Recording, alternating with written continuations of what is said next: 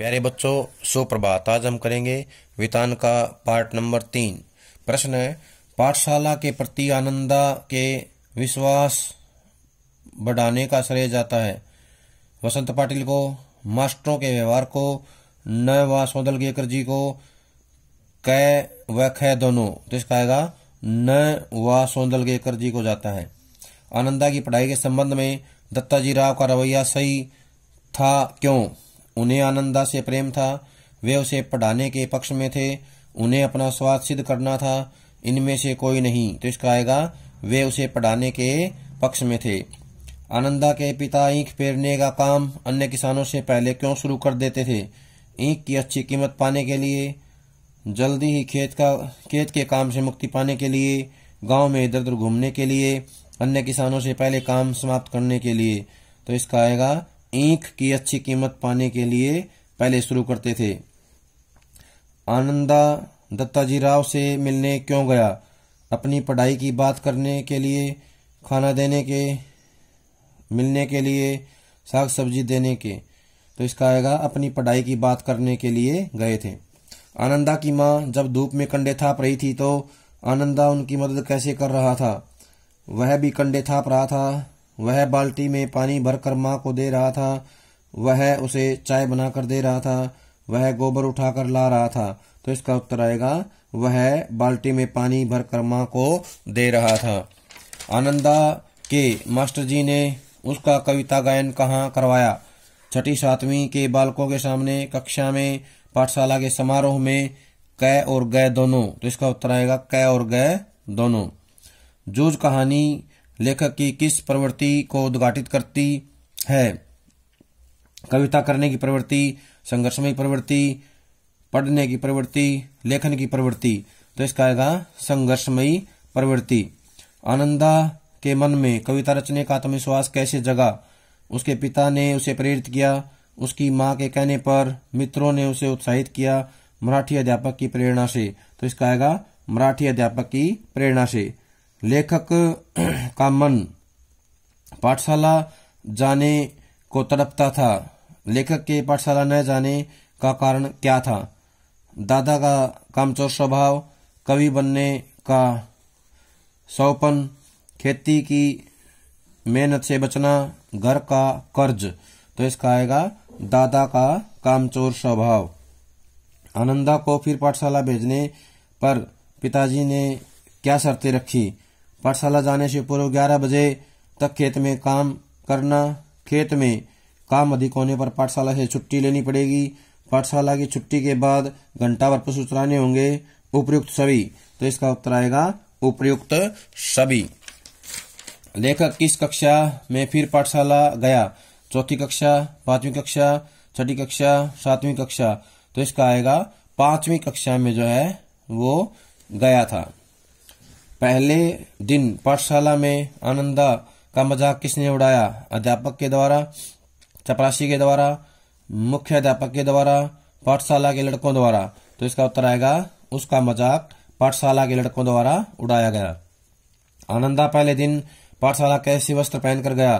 साफ सुथरे वस्त्र, मटमैली धोती व गमछा, पैंट और कमीज, बनियान और पजामा। तो इसका आएगा मटमैली धोती व गमछा।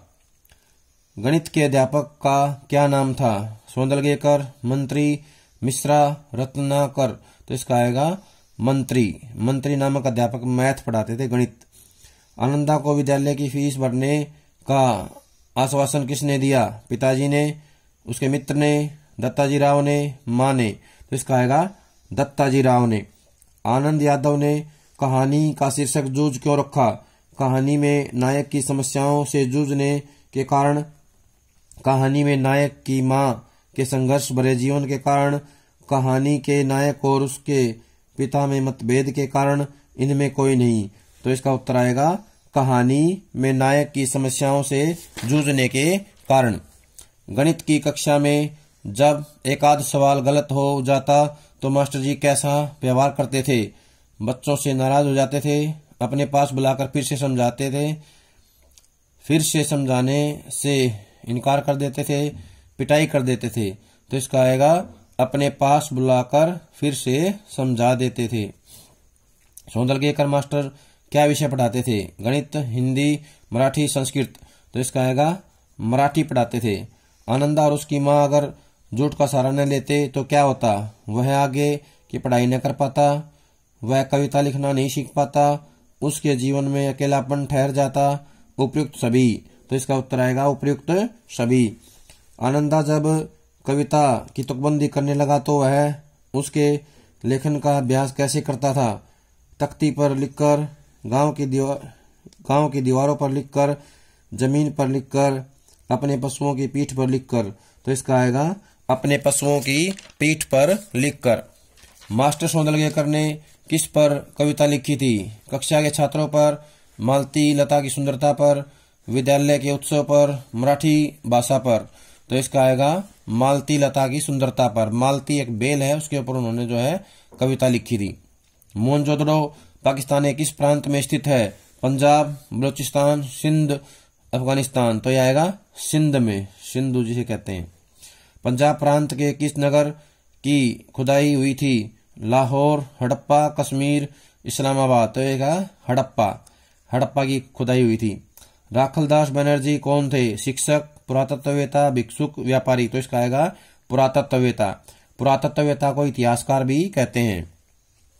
मोहनजोदड़ो का अर्थ है मुर्दों का घाट, शमशान घाट, मुर्दा जगह, मुर्दों का टीला। तो इसका आएगा मुर्दों का टीला। सिंधु घाटी सभ्यता का सर्वश्रेष्ठ नगर है? हड़प्पा, मोहनजोदड़ो, लाहौर, इनमें कोई नहीं। तो इसका आएगा हड़प्पा। हड़प्पा जो है सर्वश्रेष्ठ नगर है। मोहनजोदड़ो नगर किस पर बसा था? मैदान पर, खाली जगह पर, टीलों पर, जिलों पर। तो इसका आएगा टीलों पर। मोहनजोदड़ो टीलों पर बसा हुआ था। मोहनजोदड़ो नगर से कितनी दूरी पर सिंधु नदी बहती थी? 4 किलोमीटर, 5 किलोमीटर, 7 किलोमीटर, 3 किलोमीटर। तो इसका आएगा 5 किलोमीटर दूर। नगर के सिरे पर क्या बना हुआ था? बौद्ध स्तूप, जैन स्तूप, मुगल स्तूप, उपरोक्त सभी। तो इसका आएगा बौद्ध स्तूप बना हुआ था। वास्तुकारों ने नगर की योजना को क्या कहा है? Wig plan, bridge plan, grid plan, good plan. तो इसका आएगा ग्रीड प्लान कहा है। कौन सा कपड़ा आज सिंध की पहचान बन गया है? अजरक, लिनन, चाल्टी, ऊनी। तो इसका आएगा अजरक। महाकुंड के संबंध में कौन सा कथन असत्य है? यहाँ दोहरे घेरे वाला एकमात्र कुआं था। कुंड से पानी बाहर निकालने के लिए नालियां थी। इस कुंड में पक्की ईंटों का जमाव है। सिंधु नदी के जल से कुंड को भरने के लिए पक्की नाली बनी थी। तो इसका उत्तर यह आएगा ग। सिंधु नदी के जल से कुंड को भरने के लिए पक्की नाली बनी थी। प्यारे बच्चों, ये था पार्ट नंबर 3। अगला पार्ट आता है, उससे पहले इसको याद कर लें। धन्यवाद।